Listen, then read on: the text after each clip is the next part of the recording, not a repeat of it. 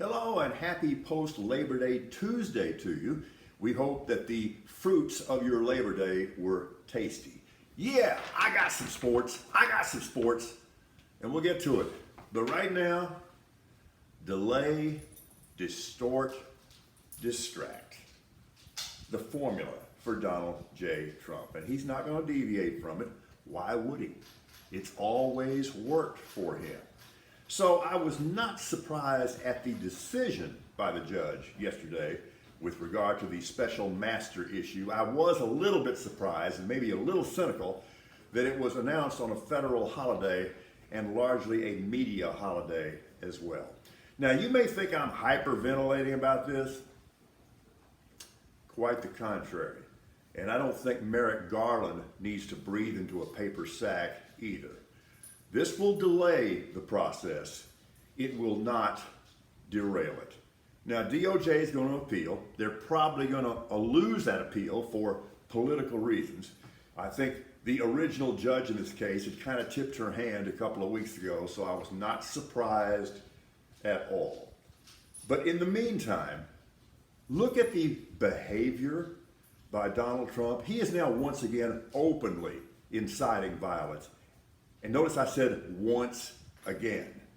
He's done it before. He is lying every time he opens his mouth.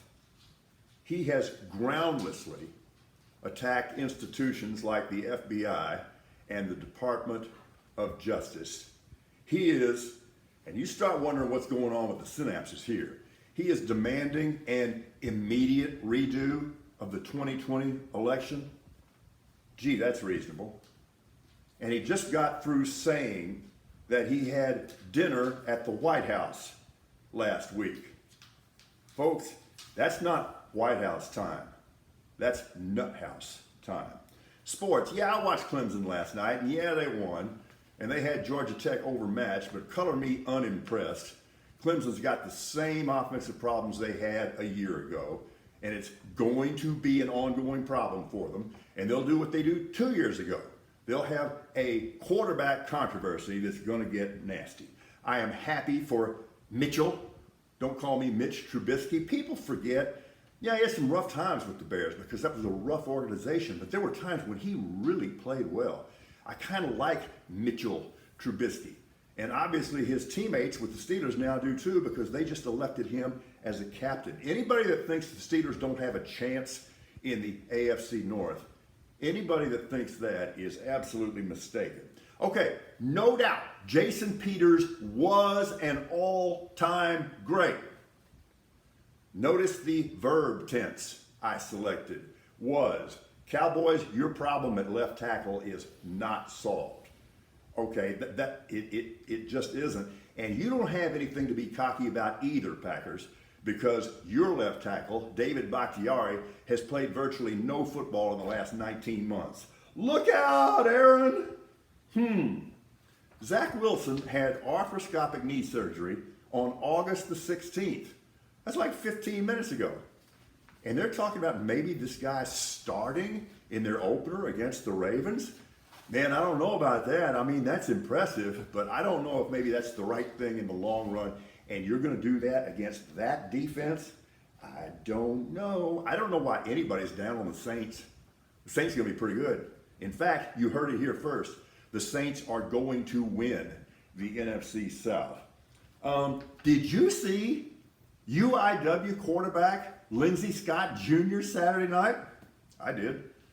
All he did was throw 6 touchdown passes and run for a 7th one in spectacular fashion in a play that looked like John Elway's helicopter thing. Just amazing. Let me go ahead and say this. They buried a ranked, good Southern Illinois team by 35 points. UIW is a legitimate challenger to win the National FCS Championship. They're that good. Okay, so Sark and Austin taking some heat because he's kind of downplaying this game against Bama on Saturday. He's doing the right thing. Because here's the deal. Despite his efforts to change the culture there, that is still a mentally fragile program.